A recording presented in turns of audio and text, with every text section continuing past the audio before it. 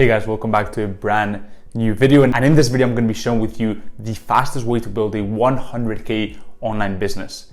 We're going to be taking a look at 4 different business models, and I'm going to be showing you which one comes out on top, looking at barrier to entry, cost of entry, expertise required, profitability, and longevity. So really just a full 360 analysis so that by the end of it, it's very clear which one comes out on top and which one you can dedicate your focus, energy, and attention to. And the reason why I say that is because I'm sure you're watching a ton of different videos on Amazon FBA, on trading, on social media marketing agency, on dropshipping, and you know you want to start an online business. You see the massive opportunity, but the main thing you're struggling with is that you can't quite pick the right one. And so that's what I want to do with this video, give you a ton of clarity so that you have a roadmap that you can follow and you know why you're following that. And honestly, I wish I'd watched a video just like this when I first got my start in the online space. And I wish I just knew what business model was the perfect for me instead of investing a bunch of time and energy into business models, getting a bit of a shiny object syndrome, and really just not making much progress at the start of my career. So really excited for this. If you guys have subscribed to the channel, obviously you know that I talk a lot about social media marketing agency, but this is going to be a purely unbiased video. I'm not simply going to be vouching for SMMA and disregarding all business models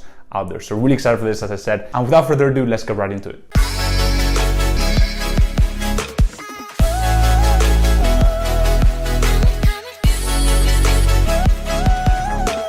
Now, I'm a very pragmatic person, and the first thing that I wanna do before I even start looking at the business models is diagnose where you're probably at if you're watching this video.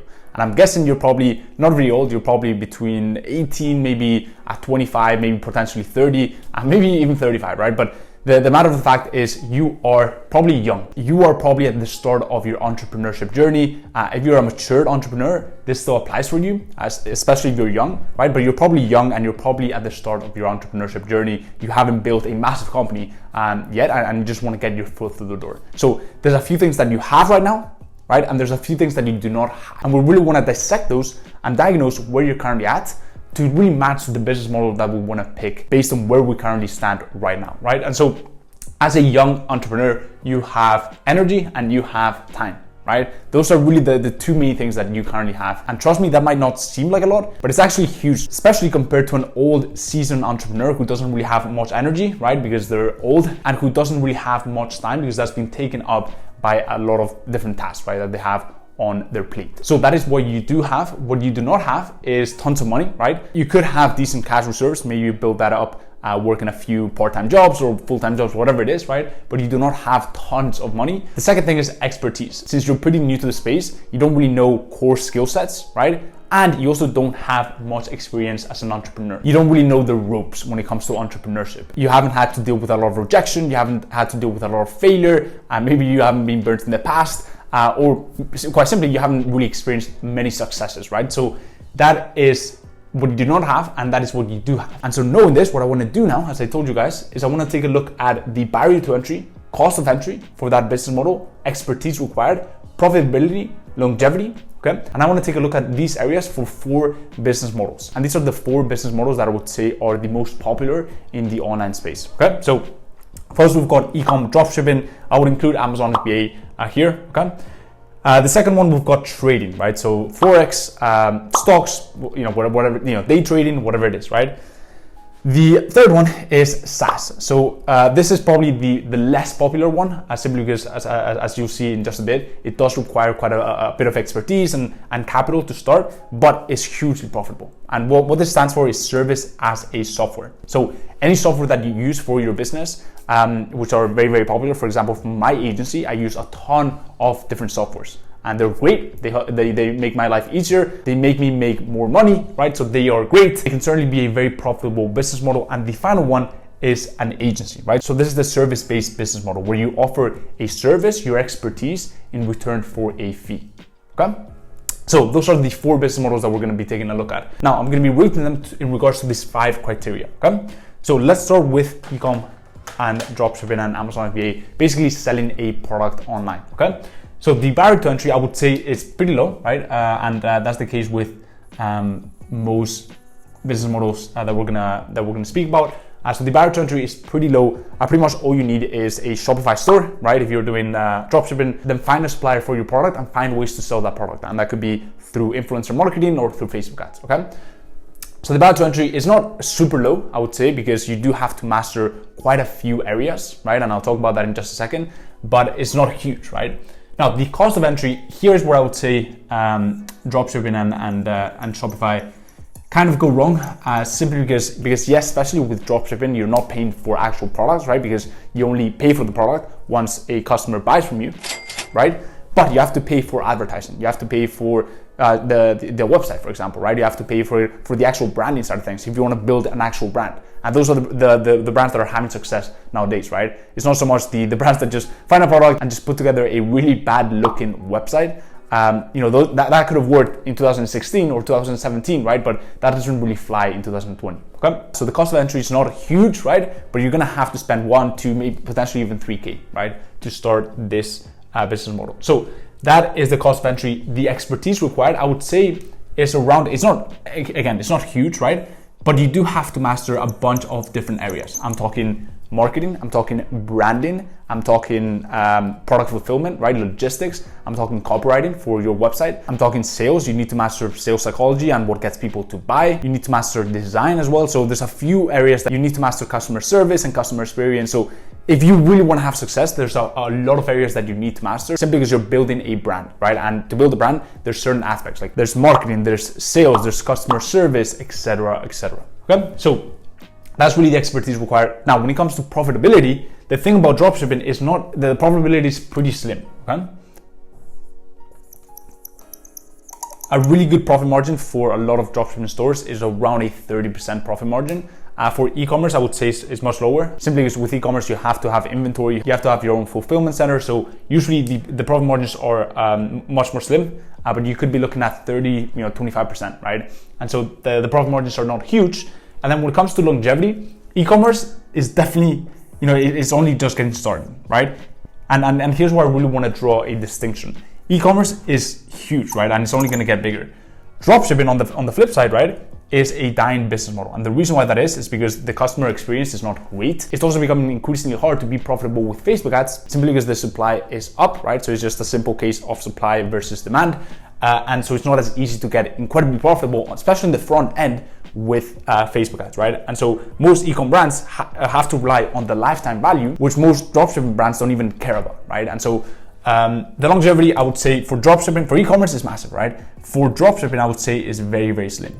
Okay, so that is the e-commerce dropshipping model.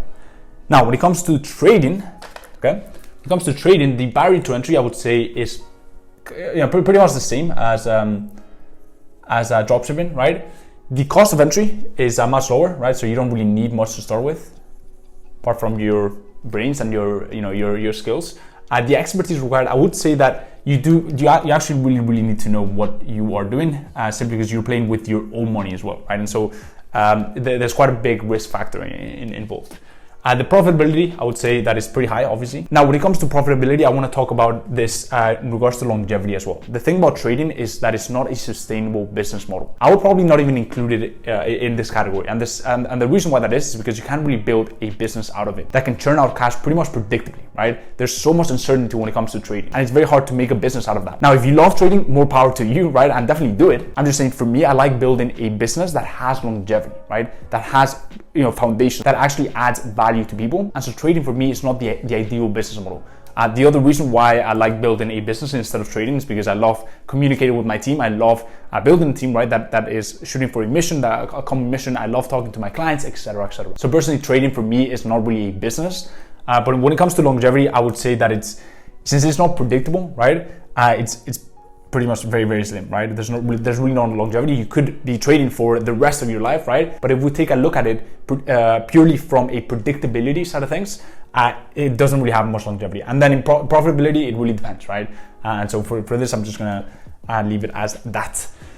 Now, for SaaS, service as a software, I would say that the barrier to entry is by far the highest. And the reason why that is because you need a team of probably even more, right? Compared to that, you would need a team of engineers, right?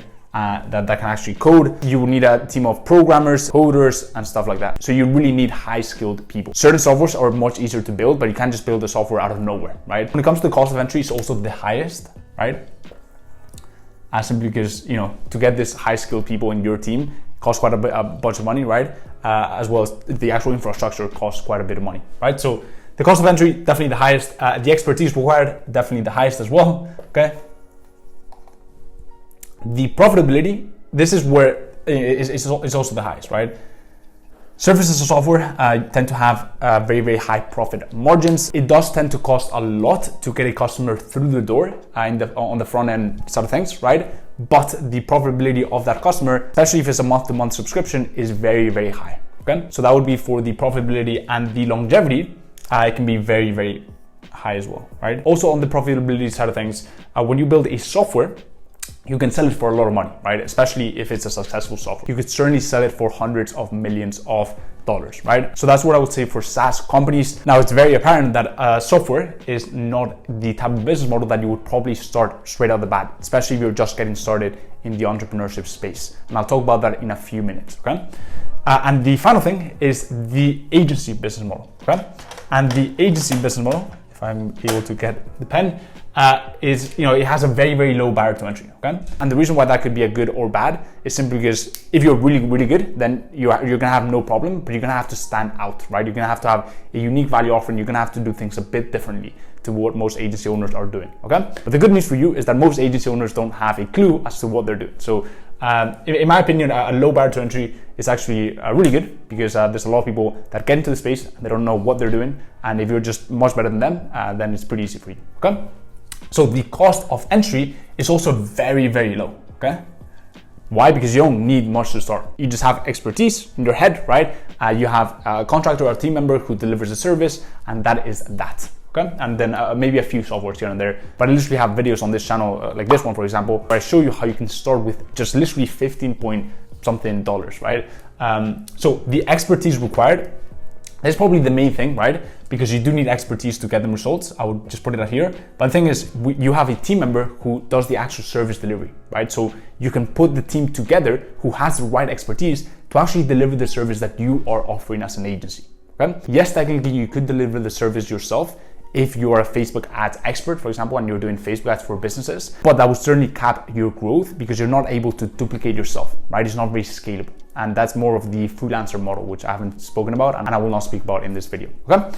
So that is the third thing. The fourth thing is profitability. And here is where it gets really, really fun for agency, the agency model, right? The profitability is very high. You could be looking at 80-85% profit margins. And the reason why that is because you are selling a service. There's no cost of goods sold attached to it, right?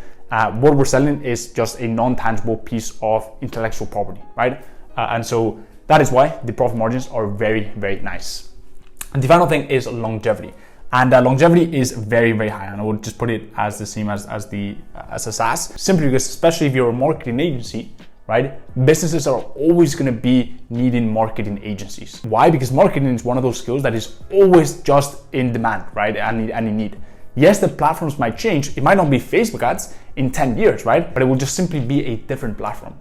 What doesn't change is the service and the fact that businesses are always going to need marketing agencies to help them grow and to help them get their product in the hands of a lot more people. So that never changes, okay? And that is that for the actual breakdown. Now, just to wrap things up, the question that we have to ask ourselves, taking a look at the data, is what would be the best business model to start if you're young and you're just getting started as an entrepreneur?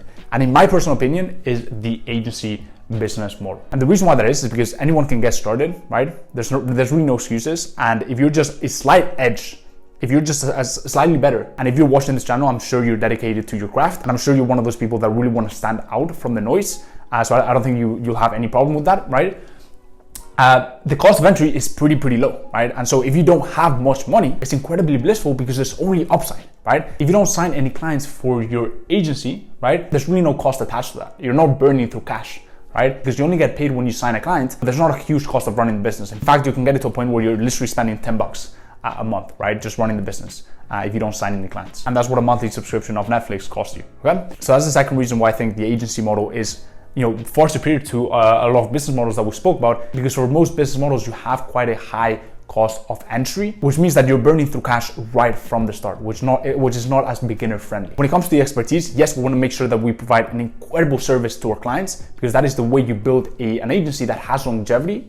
But the thing is, you hire the right people to come in to your agency and deliver the service. So you'll have no problem with that. When it comes to the profitability, the SaaS companies, as we saw, have huge profit margins, right? But also the agency model has insane profit margins because we're selling a service, we're not selling a product, right? And so to get to 10K, for example, you could literally have 5 clients paying you $2,000 a month, which is not impossible, right? It's pretty doable, and that would be profit. But if you wanted to get to 10K a month profit with dropshipping, you'd have to get to around 30K a month in revenue, okay? And that is selling a lot of products. Obviously, depending on your average order value, you could calculate that, but that is selling a lot more products, okay? And when it comes to longevity, this is massive for me, simply because when I started my social media marketing agency, I wanted to get into a business model that was not only going to be here today and potentially gone the next year, right? Which is kind of what's happening with dropshipping. It's a bit of a dying business model. And if you're doing dropshipping, power to you as well. Honestly, this video is a very unbiased diagnosis of the whole situation from my experience of diving into these business models myself. Okay, but when it comes to longevity, dropshipping definitely does not come out on top. And when it comes to predictability and building an actual rock solid business, trading definitely does not come out on top either. And so in a nutshell, that is why I love the agency business model. And the final thing that I will say on the longevity side of things is that with the agency business model, and this is the main thing actually I would say about the agency business model, and I've left it to the end, but the main thing about the agency business model is that it's not only the agency that has a ton of longevity, but it's also you as a person who has incredible longevity. And the reason why I say that is because with the agency business model, you learn a lot of very valuable skills. For example, you're working with e-commerce brands and you're helping them scale. You get to not only learn about growth hacking strategies, but put them in practice on other businesses, right? And so you really learn what it takes to build a business online. So then later down the line, when you do, for example, e-commerce if you want, or software as a service, a SaaS company, then you can put all the skills that you've learned by doing the service-based business model, right?